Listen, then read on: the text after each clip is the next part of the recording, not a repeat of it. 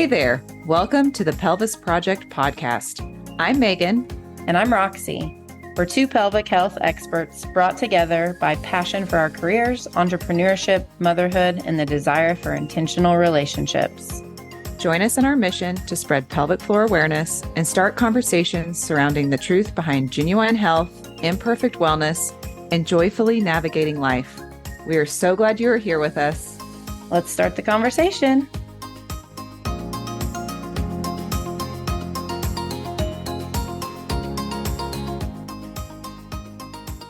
Okay, so let's segue into, I know you've touched on that we were going to talk a little bit about supplementation. Let's kind of go into that because I know it's a hot topic for people. And sometimes we hear, it's like, oh, well, I picked up this at the Whole Foods store and I heard it was good, but I don't really know. So talk to us a little bit about supplements. Yeah, I wrote an article a while back called The Wild West of Supplements. Yes.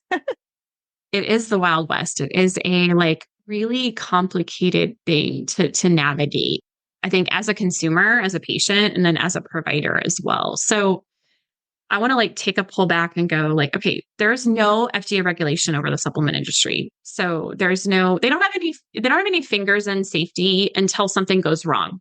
Then they can step in and they can look at it. So it's different than pharmaceuticals where there's a million checking for all of this safety testing. And so it doesn't mean to say there's not research on both sides of the matter, like pharmaceuticals versus supplementation.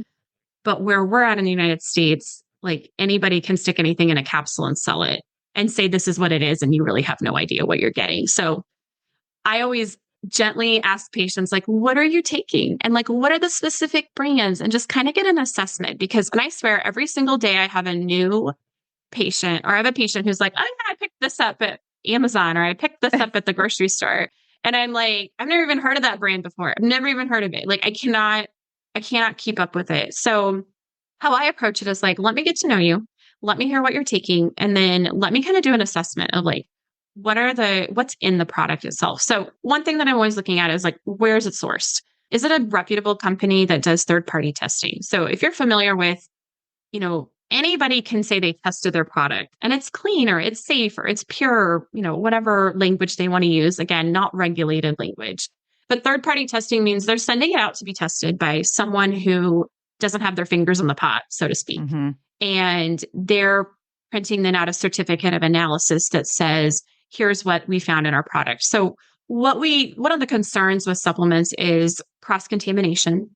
So having ingredients that aren't supposed to be in there that are in there. If we're dealing with herbals or anything that's plant-based, there's a high level of potential for toxicity from heavy metals. Oh, wow. So arsenic, lead, cadmium, those are kind of the big ones. Anything that's a plant, you are going to run the risk a little bit more of higher heavy metal content. So that's another concern. So those certificate of analysis are something that can be really beneficial, and good companies are transparent about what's in their COA. Some companies, you can ask for it and they will be you have to sign a waiver saying you're not going to share these results with anybody. And that's usually red flag. Yeah. Go find somebody else to pick this up from. So I usually do some gentle education with patients about if I recommend supplements, it's going to be because I see there's a need that we can't get with food. And I'm always food first. If I'm going to want to get the ECGs out of green tea, I'm going to drink I'm going to drink green tea more than I'm going to necessarily supplement with that at this point in time. But we don't always see the ability to eat our way to where we need to be. So one of the genetic things that I look at a lot is MTHFR, which is methyl tetrahydrofolate reductase enzyme that is responsible for helping your body take folate and use it in the way that we should use it. However, a huge percent of the population has a genetic change, a SNP is what we call it, a single nucleotide polymorphism, where they don't have that enzyme. It doesn't do the job that it's supposed to do. They don't make enough of it. There's different variations of that SNP. Supplementing with folic acid isn't going to do anything. Yeah. You really need a methylated form of folate to help move the needle. I'm someone who is double homozygous for the SNP. I could eat all the high folate foods in the world and is not going to make much of a difference. Wow. I really need to supplement with a methylated form of folate. And so those are some of the nuances that I'm always juggling with my patients of what can we do with food? what can we do with supplementation? And then let's look at products and companies that are using like better sourcing, better testing, that are transparent so that we're getting you what you need. And then the third piece of the puzzle is like we were talking about with the folic acid versus methylated folate. There are a million different variations of like a mineral, like magnesium, for example. If you think about magnesium, people are like, oh, I saw on TikTok I should take magnesium. And they're like, hold up magnesium oxide. And I'm like, oh, not that one. okay. And it's, there's like, okay, I'm going to bring you down gently to be like, oh, that's not really doing much for you right here. But let's talk about like magnesium glycinate. Let's talk about magnesium citrate, the different applications and how that can be beneficial. And so depending on the patient, depending on their needs, I'm assessing what are the forms of those nutrients that are actually going to be bioavailable, which means they're absorbed and they're actually able to be used. What are some of those nutrients that we would just bypass this whole conversion that's needed, like we're doing with folic acid to folate, or vitamin A is really popular. Like beta carotene, we think is a form of vitamin A. We actually have really low conversion of beta carotene into usable retinoid type forms of vitamin A. So it's like getting only vitamin A for beta carotene, like, well, it's probably not going to move the needle as much as if we did a mixed form vitamin A to get vitamin A levels where they need to be. So there's, again, a lot of nuance to it. And why just picking up anything from the grocery store is you may not be really getting that great of a product or that potent of a product versus something that like I prescribe from my dispensary. I use full script a lot with my patients because they're going to get a really high quality product that's been tested. And I also I'm not in it to make money. So here's a better price. You can have access to a quality product. That's kind of how I approach supplementation. I talked a lot. What questions? No, that's good. That? No, I know Roxy and I mentioned how magnesium is one that we just talk about often if we have people with constipation. But like the biggest thing most of the time we say is like, please don't go get it at your grocery store. That's probably not the best. Maybe next step is, the health food store. And then, we utilize, I don't know about you, Roxy, but I utilize the full script. I probably need to utilize that as an avenue for people. I have a couple patients that have hooked up with it so they can go in and look at them, because it is nice to have a place to go that, like all of them are they've been tested and are potent, and you're getting what you're getting and it's not loaded with a lot of fillers. But no, I just think that it's so important that, again, pulling this back to social media where it's like, oh, you want to know what I took for this or that? And then that's interesting about vitamin A. Like all of that, it just blows my mind, because I know you and I have talked before. I mean, it's like, okay, you could take vitamin D, but then what's the difference if you take vitamin D with K3? And it's complex. It's really complex. And I have patients who come in on 15 different bottles. And I'm sometimes like, what if we simplified this? Like, do we need to be on all? And I work a lot in the fertility space, and I see a lot of supplementation in with infertility. And there are some really good products. PCOS is another one where I do tend to recommend quite a few supplements to help with PCOS. And it's definitely tricky because it can feel really overwhelming. And all I do is pop pills, or I'm popping capsules, or I'm mixing up some liquid that I need to be doing. And educating patients on when is it worth it? And also I'm a big fan of pulsing supplements, taking them for years. Maybe we need a break. Maybe we shouldn't be on this for that long. Maybe we should take do it for a couple months and then pull back. I really like following Seeking Health is a really great company that makes supplements. Dr. Ben Lynch, he's a chiropractor, but he wrote the book Dirty Genes. I don't know if you guys have ever read that book. Just talks a lot.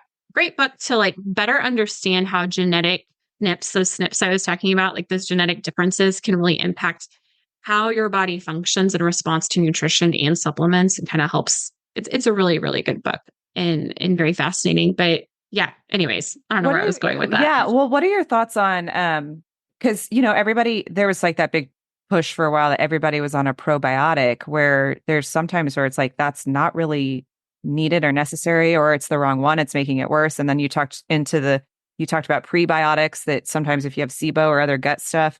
This has been a hot topic in my household lately with my husband. He's going and getting this probiotic. I was like, dude, I don't know. I would not. We don't know if you even need that. So what are your thoughts on that? Yeah, such a good question. So probiotics, most of them, if they need to be refrigerated, you are probably buying something that's about however many CFUs, so colony forming units are on the bottle. If it's refrigerated, you're probably purchasing something that's got about half of what it says it has in it, because about half of those have already died. And then you're going to see most of those are going to die in your like stomach because of stomach acid. Like it's going to break those down. They're not going to survive intact. Now there's some good research showing there are still benefits to those probiotics. Even the like shell of those bacteria, even those like particles of that bacteria can still be beneficial at helping support gut health. They don't have as great efficacy long-term to do like the refrigerated things. So the ones that I use in practice are usually spore-based microorganisms. So they survive intact through your digestion and actually get to your lower and small intestine and colon to help actually colonate and support your health. But I also see so much dysbiosis. I feel like the more testing that I do with patients, the more I talk to patients, I'm like, I usually tend to wait until we kind of explore other avenues and see before we'll add in a probiotic. Because I feel like sometimes it's just adding to this dysbiosis or this overgrowth that maybe we already have. Sure. Just again, depends on the symptom. I actually love using, for clients who have diarrhea or have like a lot more looser stools, using a beneficial yeast actually called S. boulardii, Saccharomyces boulardii. It's a probiotic, but it's actually a beneficial yeast that doesn't have pathogenic tendencies. So it's not going to like cause a yeast overgrowth. It's not going to cause yeast infections, but it acts as a placeholder. And I use it a lot with antibiotics. Like if we're taking antibiotics, add in S. boulardii because it's going to kind of take up space. So it prevents like more pathogenic bacteria from kind of, oh, look, an opportunity. I see a foothold to like take over some real estate in here. Kind of helps prevent that from happening. So it can be helpful for some of those clients who have looser stools. And again, there's nuance. It just kind of depends. But I tend to, you can pick something up. It's probably not going to do a whole lot. Yeah. Again, is it worth the expense? I usually kind of wait and see and work on other gut health stuff first. So good question. All right, Kate, we got to ask. Give us the education, the information, the lowdown on GLP-1 and all the buzzwords that go with it. Buzzwords are accurate for sure. So also known as like semaglutide, not Mounjaro. Mounjaro is actually a dual action agonist. We can talk about that one later, but Wegovy, Ozempic, buzzwords for sure. These are like hot topics. I think I have a patient at least one or two a week ask me what I think about them and should they go on them and what are my thoughts. And I love that because I love that they trust me to like ask that question and want to know a little bit more about what I'm thinking. Cause a lot of them are like, their doctor mentions it. I'm like, I think you should do this. And they're like, but why? And they have a million questions. So I see it a lot in practice. And one thing to kind of know is these medications have been around for a long time. They've only recently gained the FDA approval to be used for weight loss. And that would be the Wegovy, is actually the same thing as Ozempic. It's just renamed for weight loss instead of type 2 diabetes. But these medications started, when I was first getting started as a dietitian, I did diabetes education. So for 3 years, I did inpatient, outpatient care. And these had just started coming on the market about the time I decided to stay home with my twins. And so liraglutide is one of the first ones. It's called Victoza. I don't know if you guys have ever heard of Victoza.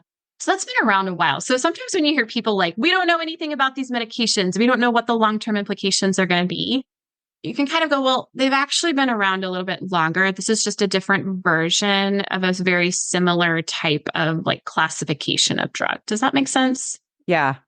Sometimes that just helps calm people down because I think they hear a lot of news media, I have quite a few clients in LA who are like, everybody is on this right now. Everybody is on it. Everybody's talking about it. It's like super popular.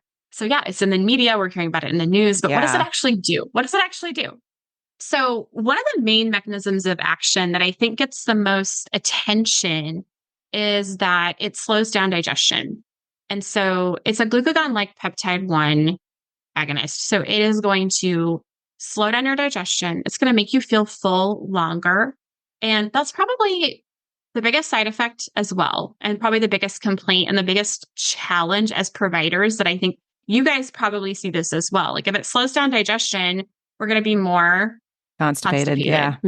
Yeah, potentially.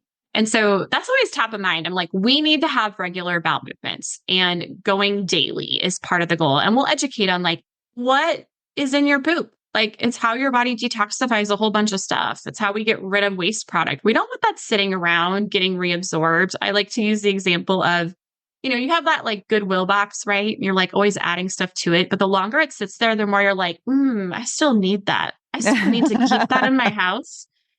And you put it back. That's what happens in your gut. If your poop's sitting around in there too long, you're going to start reabsorbing waste product that you really should be getting rid of. And so that they love that analogy. Whenever I use that, they're like, no, it's so good. It's so good. Because I mean, I guess, God, we could do a whole conversation about constipation, but when you say that, we just hear so often, people are like, well, yeah, I'm constipated. That's just the way I've always been. And they're just like, okay with it. But then when you really think about it, you're like, it's not good for that to sit in your body because it can start to get reabsorbed. Then you wonder why you don't feel good. But yeah, you're right. That Roxy and I, we mentioned before we were recording about how we have patients that are on GLP-1, whatever you want to call it. And our biggest I mean, I know in my room, the biggest conversation is when I know that they're on that, are you pooping? And we need to make sure, because I know I've had some providers that offer that at their space. And they're like, yeah, that's one of the biggest. We got to make sure that we're not getting like a bowel obstruction or perforated bowel. And that because they're seeing some of that with that. Because if you're not paying attention, it's like, yeah, I'm going to lose weight. But if you're not paying attention to that side of it, you'd end up, having other issues. Yeah. And it really impacts like that. And then if we aren't eating adequately, like we start to see that decreased hunger. When I first started like back into practice again about a year ago, started seeing more patients on this, like I work for a company called Nourish, and we're very much more like weight neutral. I kind of exist in all the spaces. Like I'm going to meet patients where they're at and what they need. And so I have a lot of patients that are on it, and I really see the benefits for a certain population. I think it's being overprescribed a lot. I don't think providers are doing always the due diligence. Like I think sometimes they're like, you want to lose weight? I don't care if your BMI is like 26.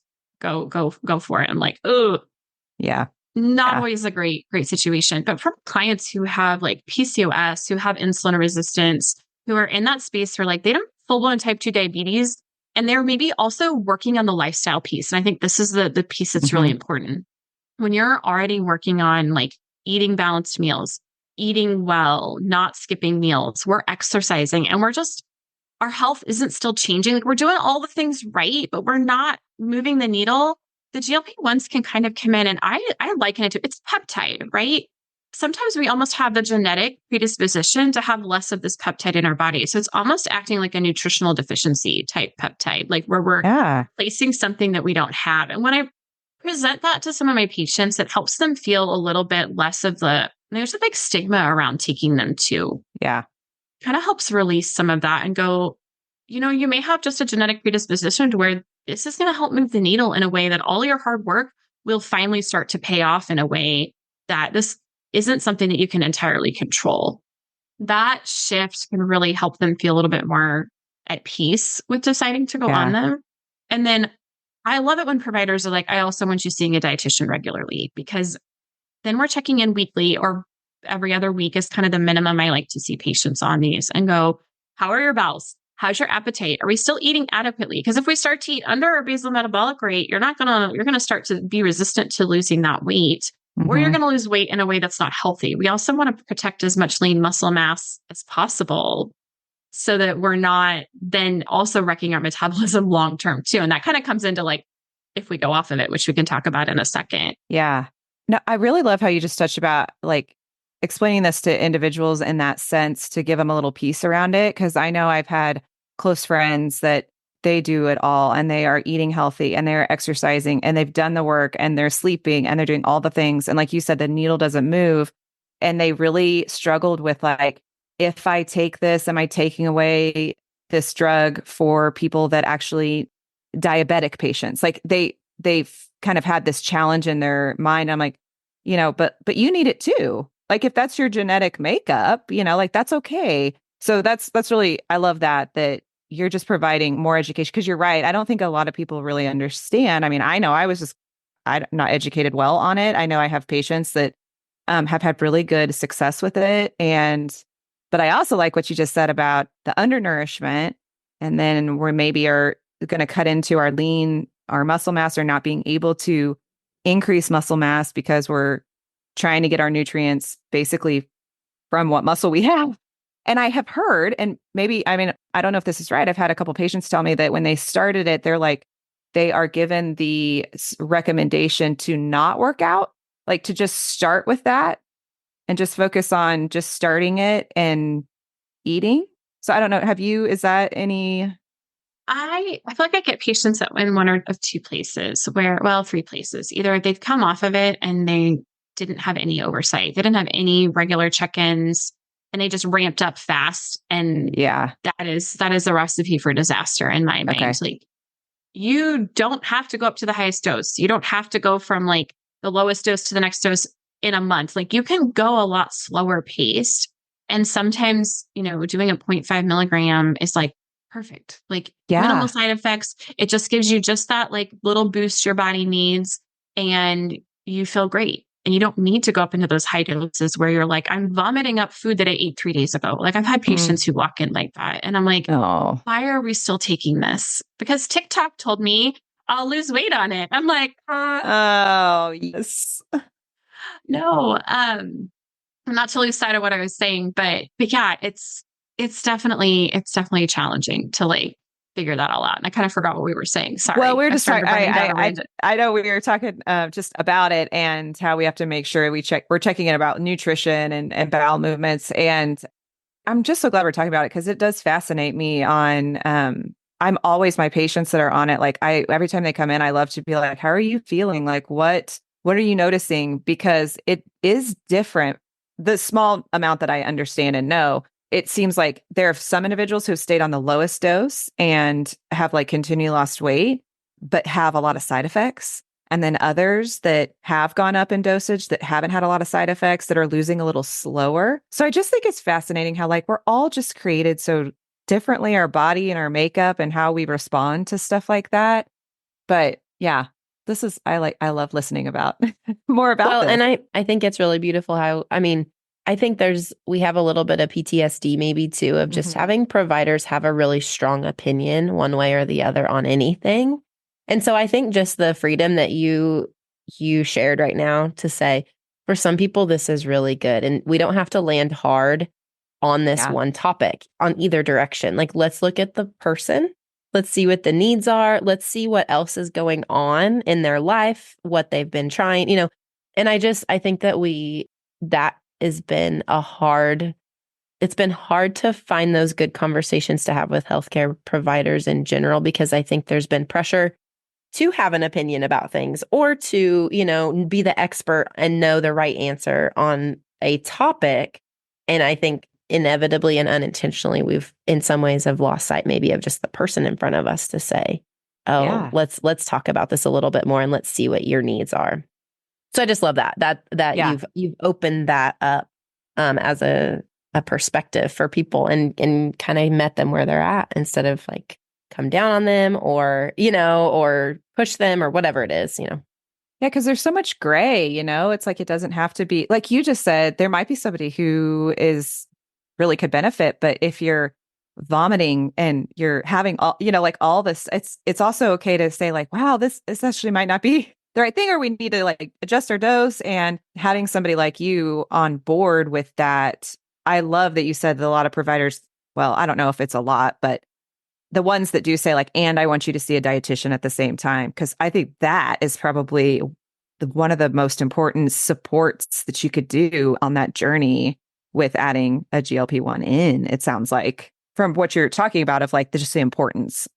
Yeah, because what you were asking me earlier, I remembered, was like exercise. And yeah.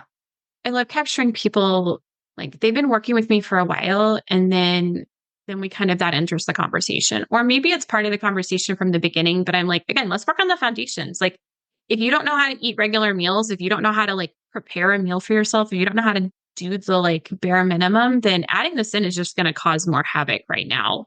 Let's work on this. Let's work on getting in some more movement, maybe just adding in some walks, things like that, talking about why that's beneficial. And then this can be kind of like icing on the cake, so to speak, of like, let's add this in and see how it helps or doesn't help. But like we can set up again, get that foundation going really well.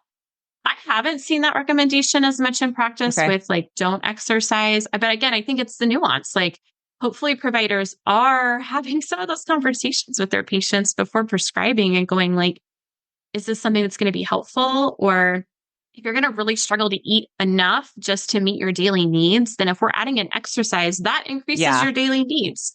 So those are the things that I'm constantly filtering through in my sessions of like, are we still meeting our needs for whatever our activity looks like? And with Yeah. these medications, that can make it really hard.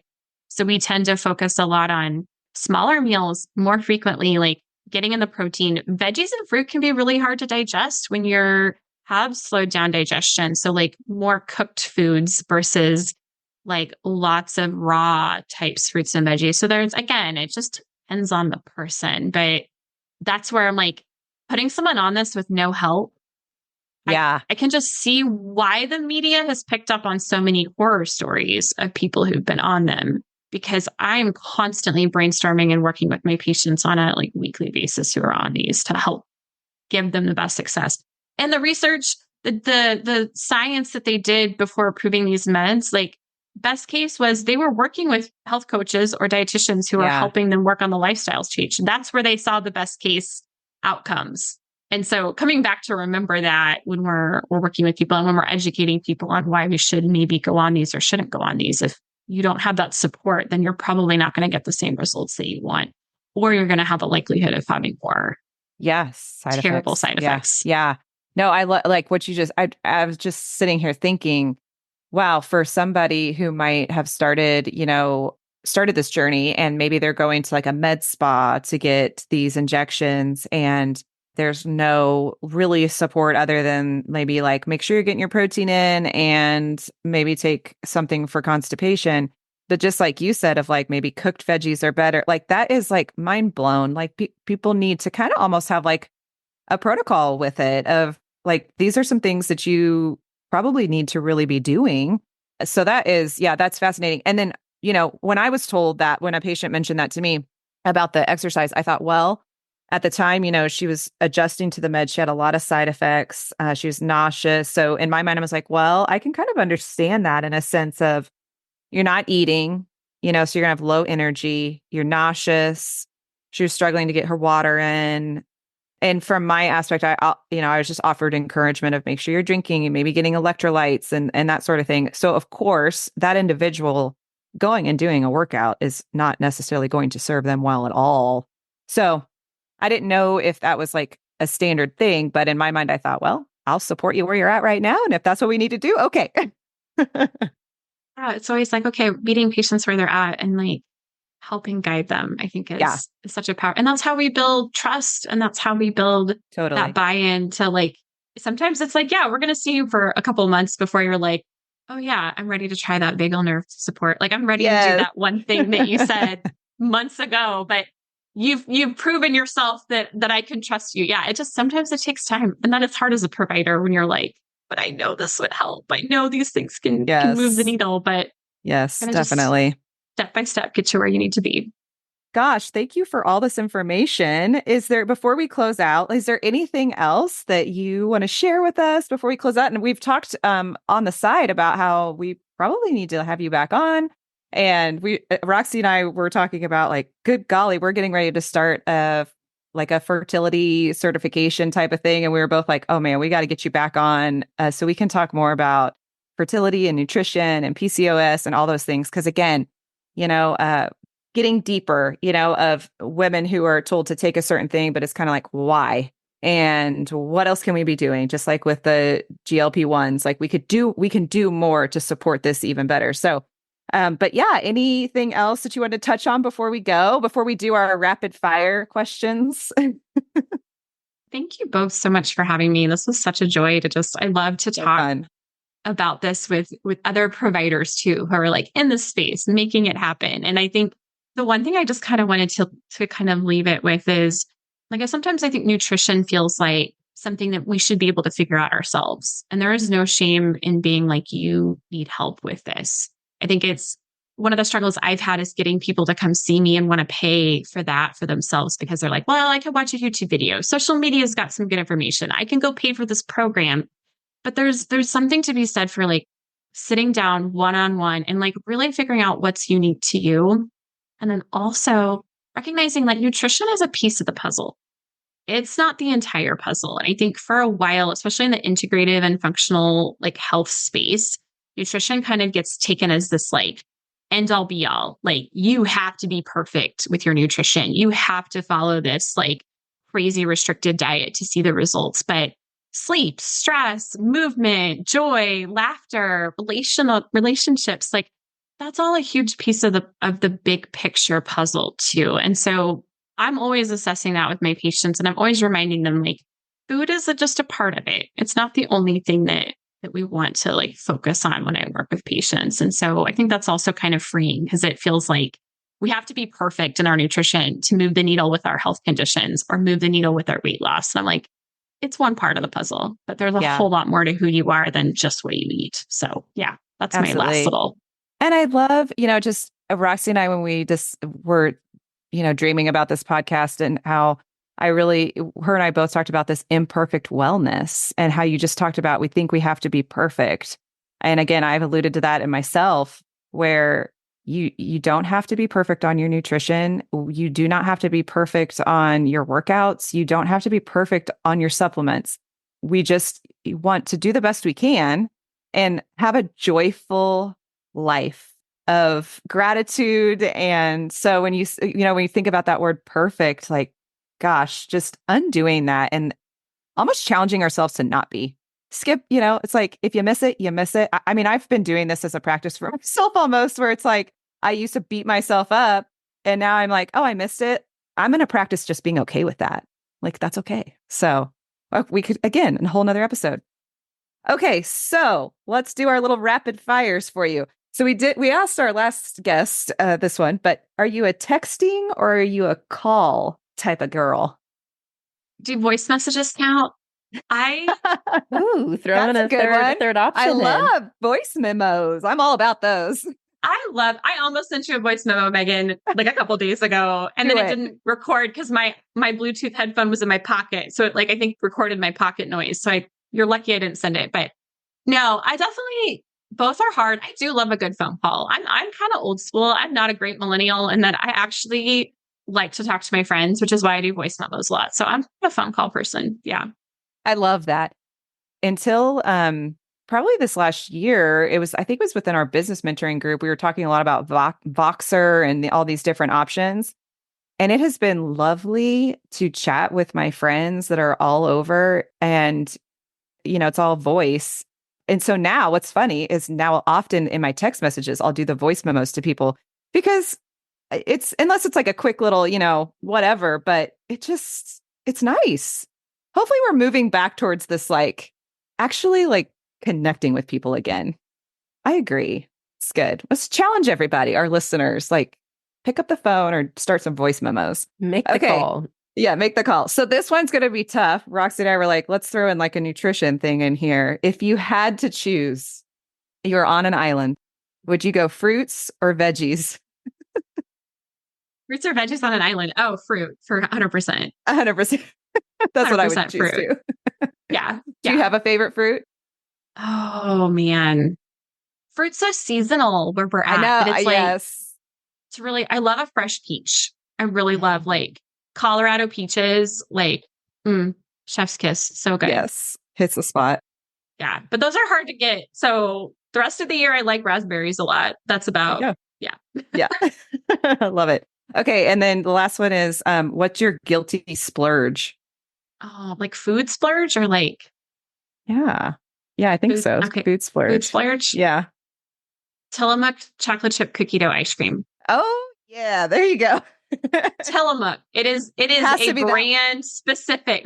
No other will do. It is Tillamook. And I will let myself have it anytime I want. And I actually probably haven't had it in 2 months. I'm I don't really feel like it lately. But I'm that's your it thing. hits the spot. It's good. So I'm going to add that underneath my go drink green tea. So things I've learned from Kate Morgan today.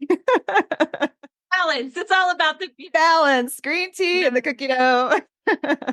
I love it. Well, thanks so much for being on here. And we can't wait to chat again. And we are just going to keep the conversation going. So excited. Thank you for having me. Thank you so much for joining us this week on the Pelvis Project podcast. Help us continue the conversation by liking and sharing this episode with friends. And if you really want to do us a solid, leave us a review. If you'd like to follow us on social, check out the show notes for links. And remember, this week, take a deep breath and relax your pelvic floor.